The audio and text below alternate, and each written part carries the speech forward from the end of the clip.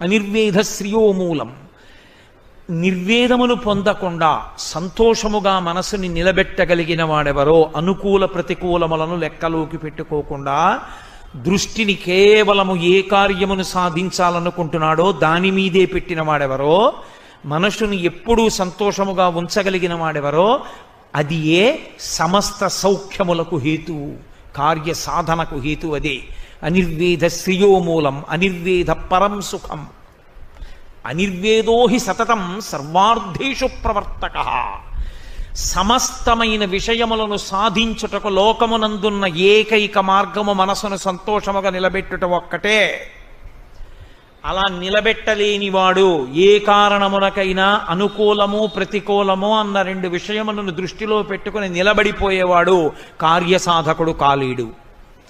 కాబట్టి అనిర్వేదో హి సతతం సర్వార్థేషు ప్రవర్తక కరోతి సఫలం జన్మో కర్మయత్తత్ కరోతి సహ తస్మాద్ అనిర్వేద కృతం యత్నం చేస్తే హిముత్తమం.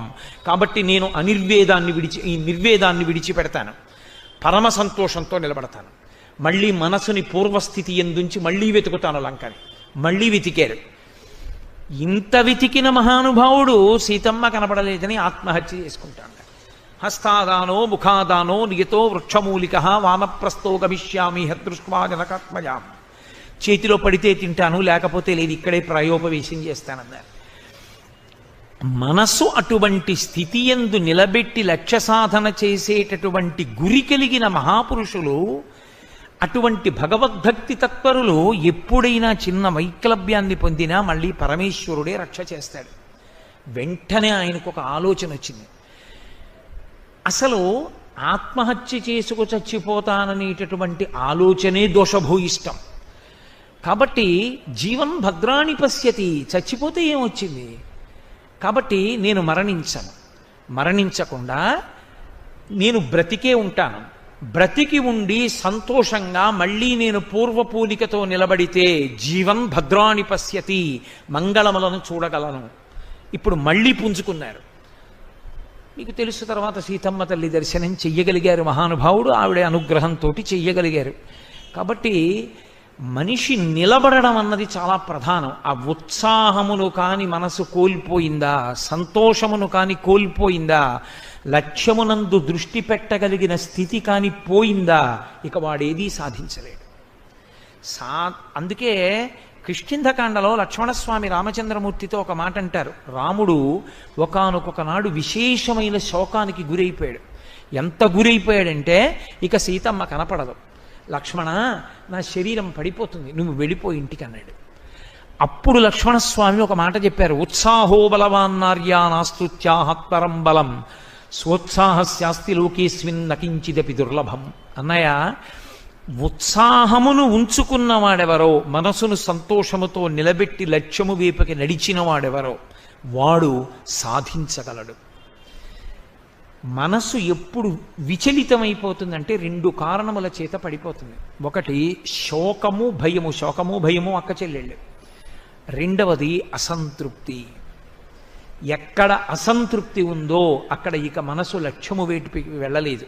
అందుకే వ్యాప్తిం పొందక వగవక ప్రాప్తంబగు లేశమైన 10,000 తృప్తించందని మనుదుడు సప్తద్వీపములనైన చక్కంబడునే అంటారు పోతన గారు భాగవతంలో.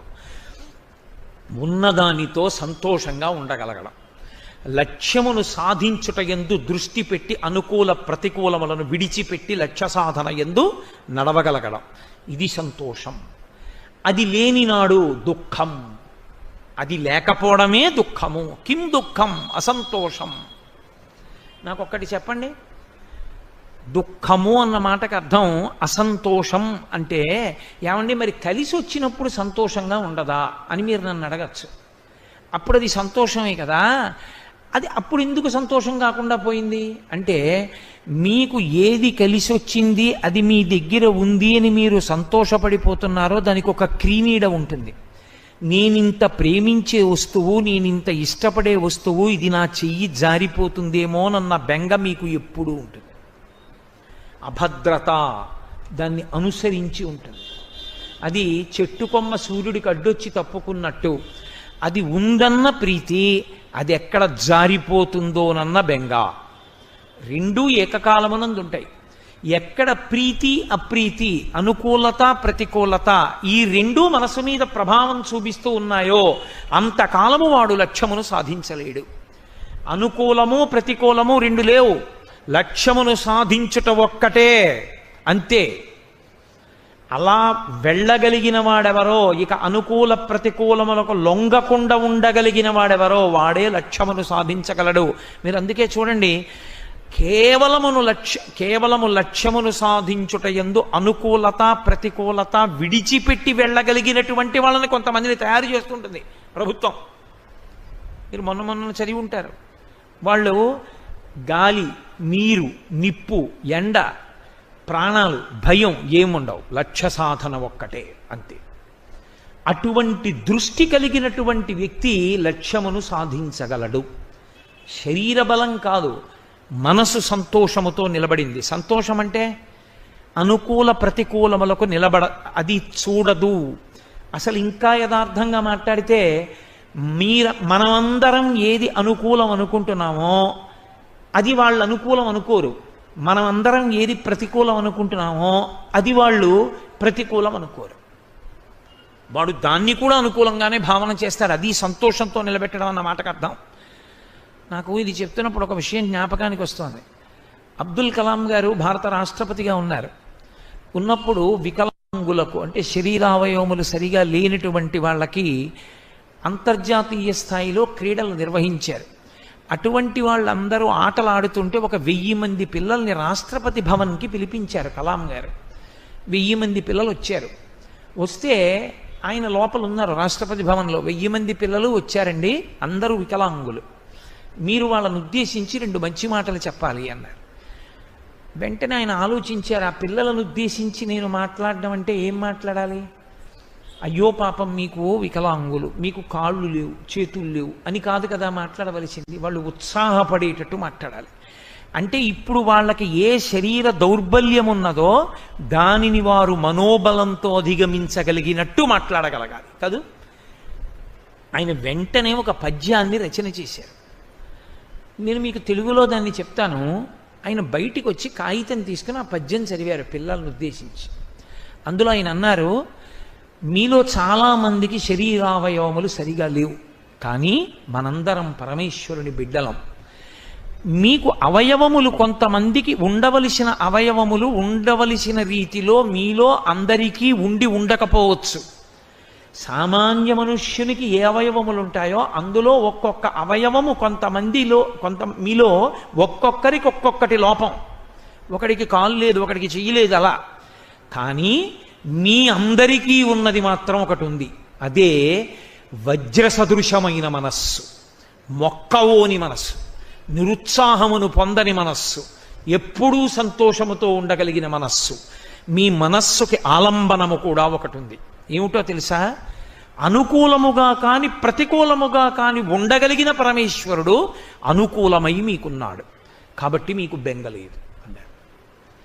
ఈ మాట ఆయన పద్య రూపంలో చదివారు వాళ్ళని ఉత్సాహపరచడానికి. చాలా గొప్ప సందేశం. ఆయన చదివితే ఒక కాళ్ళు లేవు ఒక పిల్లాడికి, ఎక్కడి వరకు కాళ్ళు లేవు. ఇరాన్కి చెందినటువంటి పిల్లవాడు డేకుతూ కలాం గారి దగ్గరికి వచ్చి ఓ కాగితం అందించాడు. ఆయన వంగి ఆ కాగితం అందుకుని చదివారు. అది పర్షియన్ భాషలో. ఈయన ఓ పద్యం చెప్తే అతను వెంటనే ఓ పద్యం రాశాడు. ఆయన తీసి చదివి ఆ పిల్లవాడి వంక చూశారు. ఆయన చెప్పుకున్నారు, నా జీవితంలో నేను ఆ సందర్భాన్ని మరిచిపోలేను అని చెప్పారు. అతను పర్షియన్ భాషలో రాసిన కవిత్వం ఏమిటంటే, నాకు కాళ్ళు లేవు, నా మనసు నాతో అంది, నువ్వు ఏడవకు కాళ్ళు లేవని, నీకు ఒక అద్భుతమైన అవకాశం ఉంది. ఎవరి ముందు మహారాజులే వచ్చినా మోకరిల్లవలసిన అవసరం నీకు లేదు. కాబట్టి నేను ఎంతో సంతోషిస్తున్నాను, ఆ స్థితి నాకొక్కడికే ఉంది అని రాశాడు. కలాం గారి కళ్ళ నీళ్ళు వచ్చాయి. అబ్బా, అందరూ కాళ్ళు లేవంటారు, కానీ అతను కాళ్ళు లేవనలేదు, ఒకరి ముందు మోకరిల్లవలసిన అవసరం లేదు నాకు, అందుకని పరమేశ్వరుడు పెట్టలేదన్నాడు. ఏమి భావన! ఆ సుసంపన్నమైన భావన చేత అతను తన శరీర వైక్లభ్యాన్ని అధిగమించాడు. ఒక్కొక్క మహాపురుషుడు ఎక్కడ తయారవుతాడంటే మనము ప్రతికూలము అనుకున్న దానిలో శాశ్వతమైనటువంటి వ్యవస్థని దిద్ది తయారవుతాడు. మహాత్ముడిగా గాంధీ ఎప్పుడు అవతరించారు? ఫస్ట్ క్లాస్ కంపార్ట్మెంట్ టికెట్ కొనుక్కుని ట్రైన్లో వెళ్ళిపోతున్నప్పుడు సౌత్ ఆఫ్రికాలో ఎవరో ఒక తెల్లటివాడు లోపలికెక్కి ఈ నల్లటివాడు కూర్చుంటే ఫస్ట్ క్లాస్లో నేను కూర్చోనన్నంత మాత్రం చేత తెల్లవాళ్ళు వచ్చి నాకు టికెట్ ఉంది నేను కూర్చుంటానని వాదిస్తున్నటువంటి గాంధీ గారిని ప్లాట్ఫామ్ మీదకి తోసేసి ఆయన యొక్క పెట్లన్నీ విసిరి పారేశారు. విసిరి పారేస్తే ఆయన ఆ ప్లాట్ఫామ్ మీద పెట్లు తీసుకుని వేచి ఉండు గదిలోకి వెళ్ళిపోయారు, వెయిటింగ్ రూమ్లోకి వెళ్ళిపోతే ఆయనకి విపరీతమైన చలేసింది. ఆయన కోటు తీసి వేసుకోలేదు పెట్లోంచి. ఎందుకు వేసుకోలేదో తెలుసా?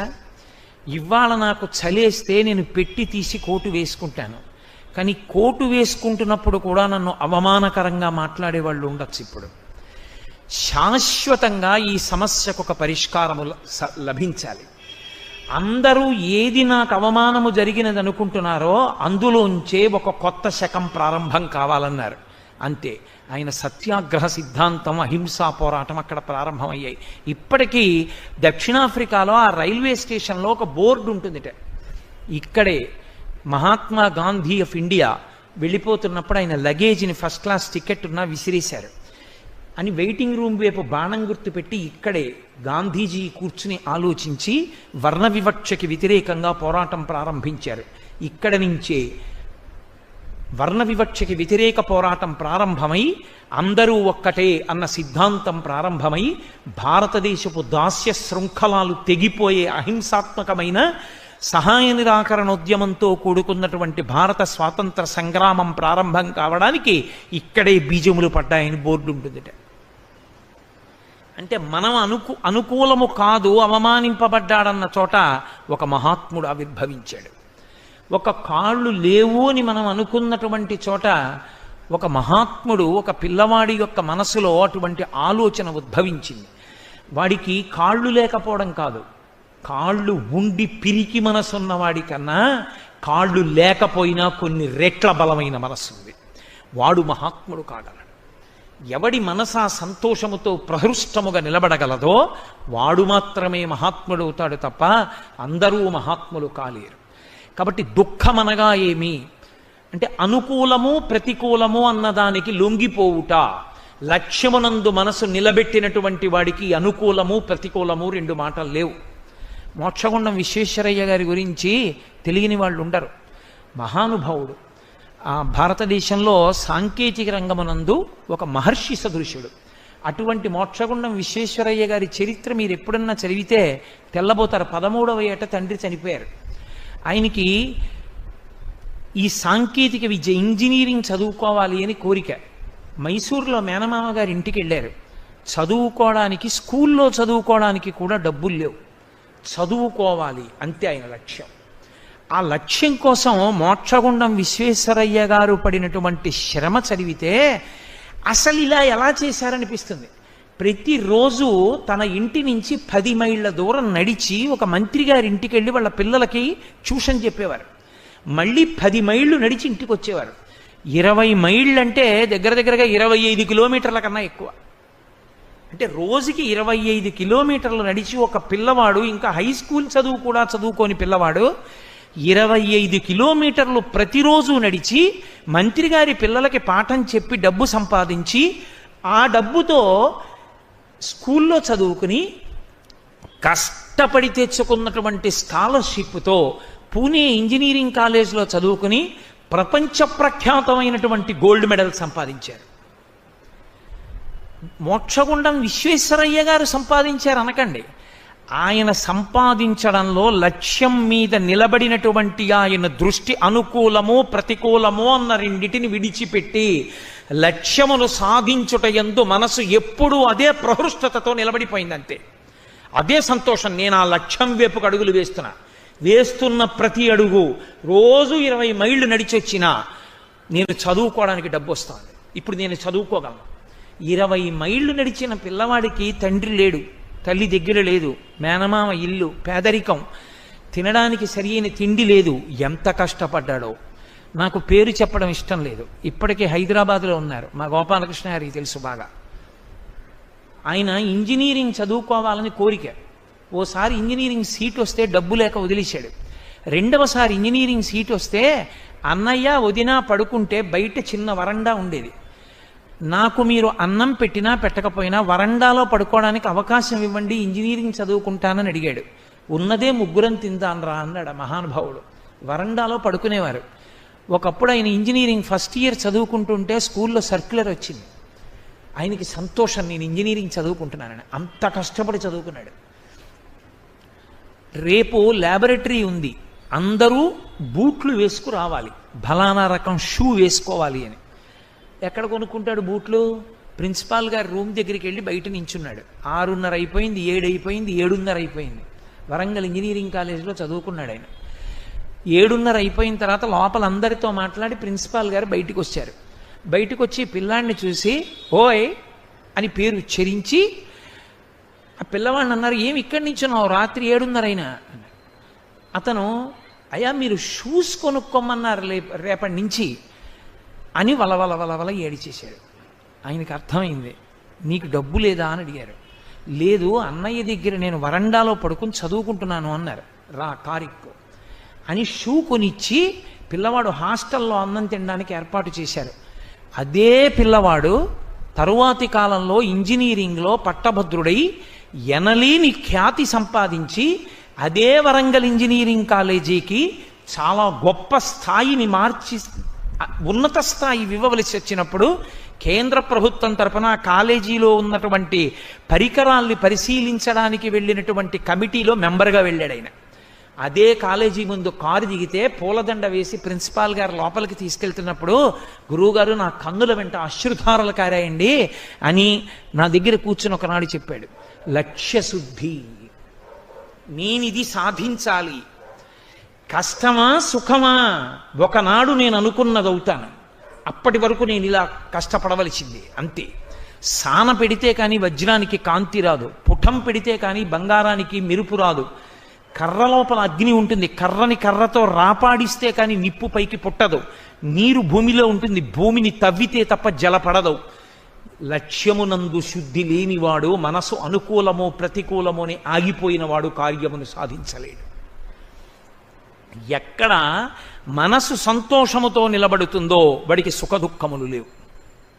వాడికి ఇది అనుకూలంగా ఉందని లేదు, ఇది ప్రతికూలంగా ఉందని లేదు. ఆ రెండూ వాడి శరీరానికి అంటితే కదూ, వాడికి ఆ పట్టింపు లోపల పట్టుకుంటే కదూ. ఏది పట్టుకోవాలి? మనస్సు పట్టుకోవాలి. బాగుంది బాగులేదు అన్న 2 మాటలు పట్టుకోవాల్సింది మనస్సు. ఆ మనస్సు బాగుందన్న దాని మీద లేదు, బాగులేదన్న దాని మీద లేదు. తను దేని మీద దృష్టి పెట్టాలనుకున్నాడో దాని మీదే నిలబడిపోయింది ఆ దృష్టి. ఇక అనుకూలము ప్రతికూలము ఆయనకి ఎలా తెలిసాయి? ఆయనకి తెలియవు.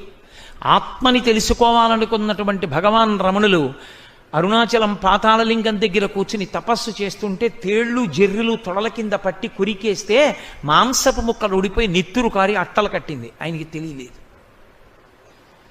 లక్ష్యశుద్ధి, మనసు అనుకూలము ప్రతికూలము అన్న 2 మాటల చేత ప్రభావితము కాకుండా నిలబడగలిగితే అటువంటి మనస్సు సంతోషము కలిగిన మనస్సు.